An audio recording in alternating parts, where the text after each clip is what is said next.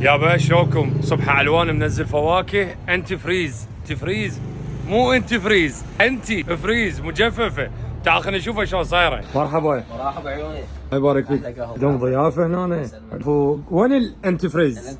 فاصوليا شيبس، فاصوليا، موز شيبس مجفف، فنجر ايضا فطر، فواكه، باميه شيبس. فاصوليا، هاي الفاصوليا، باميه. هاي الباميه الشيبس. ما يحتاج نحط وياه لا ما يحتاج. وهنا عندهم جميع انواع القهوه، وهذا قسم الكرزات.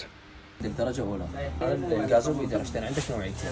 الفستق عندك نوعيتين، هنا عندك نوعيتين، عندك حامض وعندك مالح. بالدجاج فستق متبل، حمص، 3 نوعيات بي. وهذا قسم الحلويات وجميع انواع الشوكوليات من الدرجه الممتازه. وعندهم مسألة دبي هنا المعمل الحلواني يابا.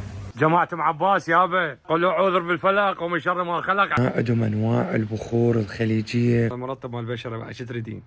قمريه عيني لمسه حرير. وهذا هنا الصابون الرقي، غار حلبي لو حلبي غار؟ اثنينات الواحد. من 2000 ل 8 الشقه اخضر براسه على السكين. هذا قسم البهارات، كل البهارات تجدوها هنا. كم تجوا سوالفه حلوه وعنده اشياء كلها جميله ومرتبه. ده 4 فروع، فرع بحي الحسين، الجامعه، الاعلام، وفدوره ابو طياره. وهذا واحد من الافرع مكان بغداد حي الحسين مجاور مطعم فولجينو. يد بيد العراق يختار صبح علوان.